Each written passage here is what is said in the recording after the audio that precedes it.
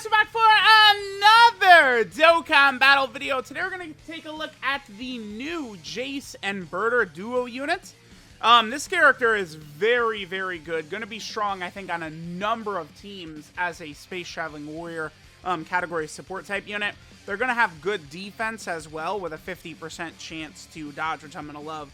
I'm going to go ahead and awaken them real fast first, because I want to use this unit, the Raccoon and Goldo, and Captain Ginyu at 55% together for the Captain Ginyu 55% showcase. Then I'm going to come back, I'm going to rainbow them, and then we'll get them the full level 10 links. This video is going to be the full level 10 link video, but I'm just sort of like recording it in pieces, I guess. So we'll come back in 1 second and rainbow them. Alright guys, let's go ahead and put the Rainbow Star on BURTER and Jace. Really, really powerful space traveling warrior support type unit. We'll go ahead and give them the Rainbow Star, and then let's see how powerful BURTER and Jace look at full level 10 links.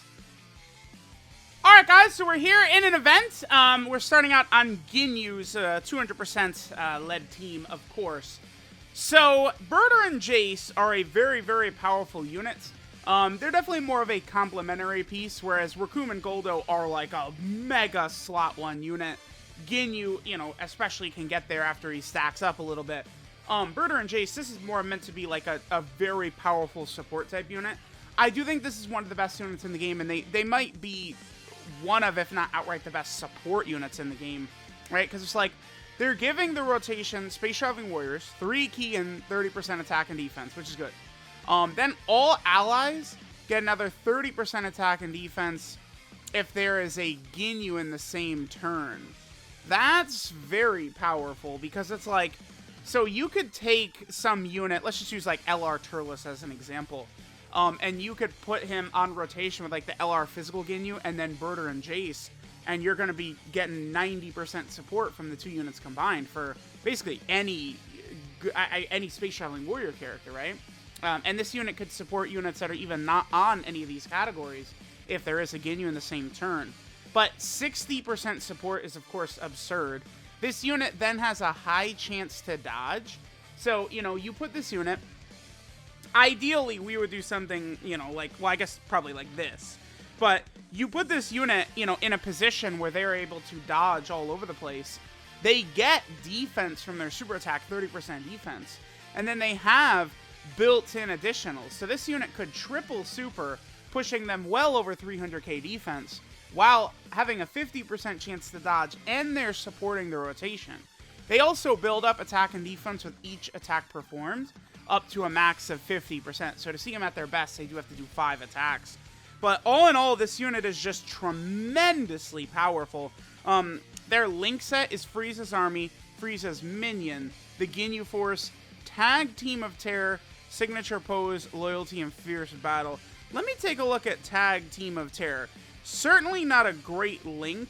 20% attack. That's kind of unbelievable. It's 20%. That's it. They couldn't have given it any more. I love that this Cyberman is on there. 20% though? Like, this is the type of link that should be like 25% attack, 25% defense, and 2 key. That's what this type of link is. But we definitely do want to get that activated. So let's go and do this rotation right here. We're getting, what, like a good 60% support. Ginyu's giving 30%. I believe Jace gives... I gotta look up Jace. Jace gives, what, 30% attack and then 40% defense to Ginyu Force allies? I believe that's what STR Jace does. Let me just quickly double check that again.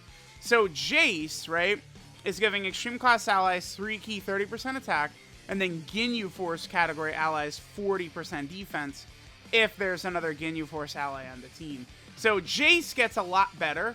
Because it's very easy to run, you know, like this unit, or Raccoon and Goldo, or Captain Ginyu.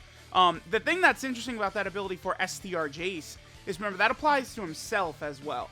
So, look how good this unit looks, dude. It's their first turn.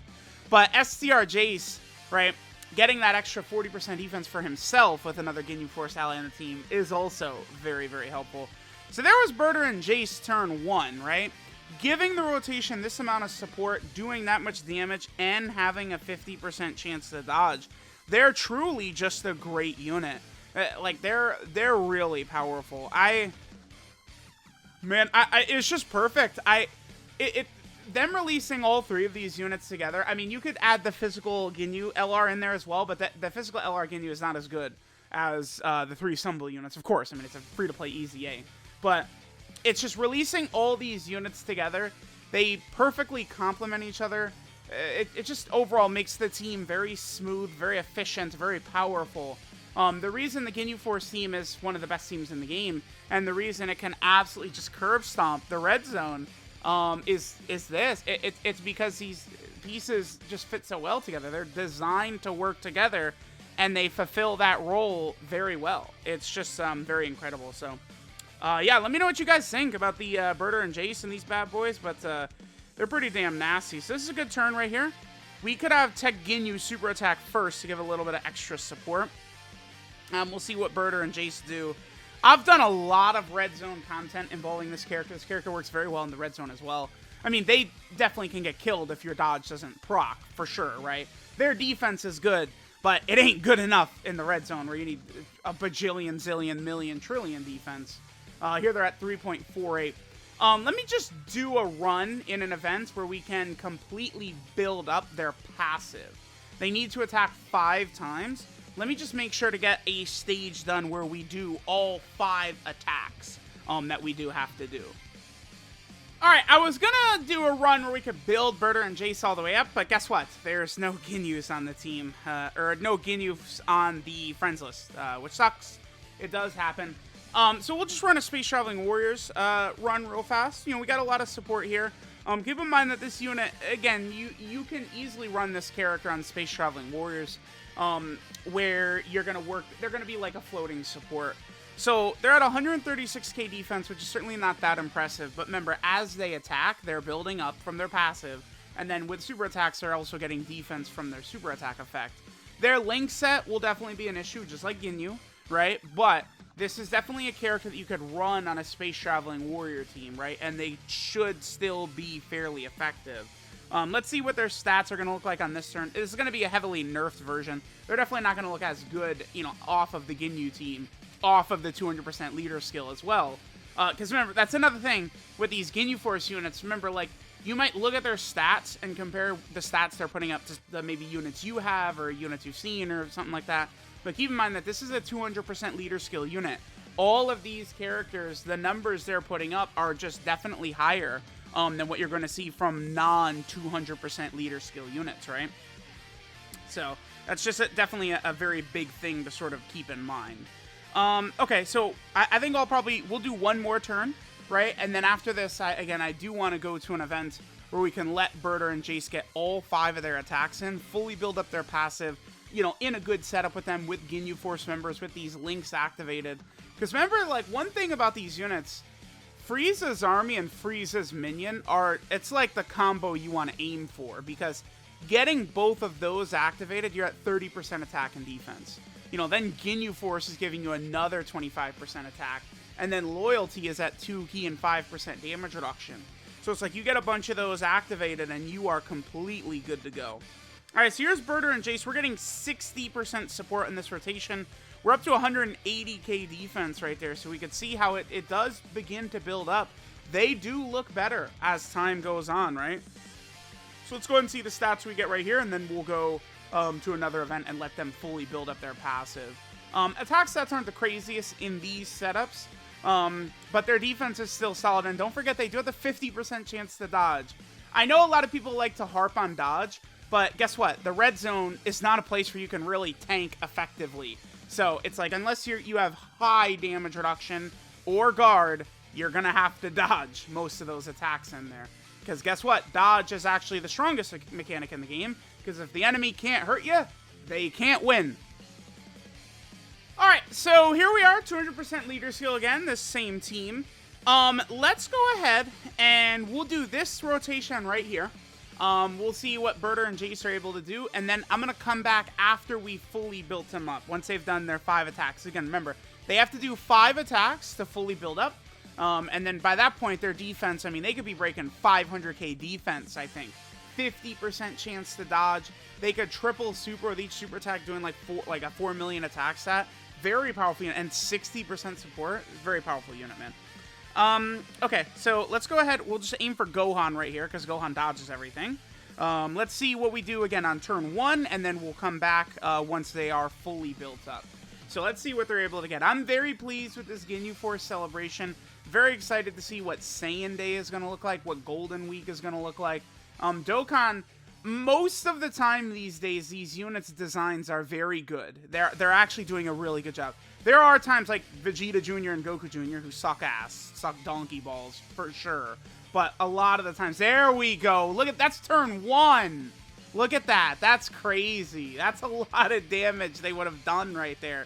Turn 1. Okay, I'm going to come back on turn 6, and they're going to be fully built up. Alright, let's see what BURTER and Jeice can cook up for us here. Again, we have a very powerful rotation right here. So they're at 300k defense.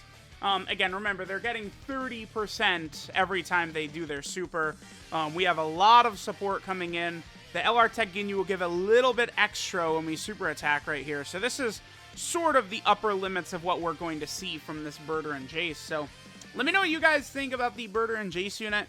I think the support, the dodge, the high overall stats is just going to lead them to look very good, right? Again, a support type unit with a 50% chance to dodge anyway is going to be very helpful. Yeah, 4.36 on their first super. So, like, if they triple super, they'd be touching right around a 5 million attack stat at the end of the turn, right? So that's definitely looking pretty good. They're good. I really like this BURTER and Jeice unit. I think that they are actually phenomenal. So, you know, them combined with the Raccoon and Goldo, combined with Dokkan Fest Captain Ginyu, combined with the physical EZA Ginyu Force. I still have to do a video for them, the EZA Physical Ginyu Force. But it's just such a good celebration. All these characters coming out at the same time.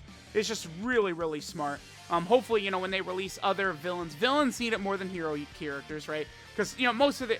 I mean, besides, like if they're going to do, like, Piccolo, like a Piccolo celebration, yeah, dude, like, give us a bunch of units that'll help Piccolo out. But, like, if they're going to drop, like, a Majin Vegeta or something like that, like, we already have the options in the game we need for Majin Vegeta to look really good, right? Alright, so let's go and see what we get on this turn right here. We'll make this the final turn. Yeah, dude, we're at 300k basically right there. We'll make this the final turn for our boys BURTER and Jeice cooking. Again, I think that they're very good. Thanks, guys, for watching, and I will catch you guys next time. But do not summon. As impressive as all these units are, you have to get all of them together. That's kind of the thing, right? It's not like, oh, I got Captain Ginyu, I won, I'm a winner. It's like, well, you need Raccoon and Goldo and BURTER and Jeice, too. Like, they're meant to all be run together. So that's why, as good as they are, I don't think it's the wisest decision to summon on the banner as a free-to-play, right? And just, like, because, again, you have to keep going until you get all three, I think, for it to be very effective. But let me know what you guys think of BURTER and Jeice, and we will move on to their info. Alright, this is Red and Blue Photosphere, Jeice and BURTER. Their leader skills, Space Traveling Warriors, category key 3 and 130% of stats. Their super attack is the Purple Comet Crash, which raises attack and defense for one turn and does supreme damage to the enemy. That, of course, is a 30% attack and offensive buff on their super attack effect. Their passive skill, Elite Forces Blocking the Line, gives them 150% attack at the start of turn. They have a medium chance, a 30% chance of launching an additional super attack. That's not the way you want it to be, right? You want it to be a guaranteed additional that's a chance of being a super, because then that would end up proccing your hidden potential system additional more often, right? Then they get an additional 10% attack and defensive buff with each attack performed up to a max of 50%. They have a high chance, a 50% chance of dodging enemy attacks. They give Space Traveling Warrior category allies 3 key 30% attack and defense. And then they give all allies an additional 30% attack and defense if there is a Ginyu ally attacking in the same turn. So that is Captain Ginyu, Goku Ginyu, the LR Tech Ginyu Force, or the LR Physical Ginyu Force. All of those would count for activating that passive. Their links are Frieza's Army, Frieza's Minion, the Ginyu Force, Tag Team of Terror, Signature Pose, Loyalty, and Fierce Battle. 12 multiplier, 140%, typical as always. In terms of EZAs, outside of, like, the STR Kid Gohan, I don't know that there's an EZA that this unit's gonna necessarily excel at. And then finally, they're on a number of category teams here. So we, of course, are on the Space Traveling Warrior category team, which is good. They're on Planet Namek Saga as well. More buffs for that team is good. They're also over here on the Ginyu Force category team. As crazy as it sounds, one of the best teams in the game. They're also over here on the Dragon Ball Seeker category team. Then down here, they are on Join Forces, which is another team looking really good. They're over here on the Terrifying Conqueror category team. And then finally, they are on Signature Pose. So there is Burter and Jeice. Really, really powerful unit. Thanks, guys, for watching, and I'll catch y'all next time.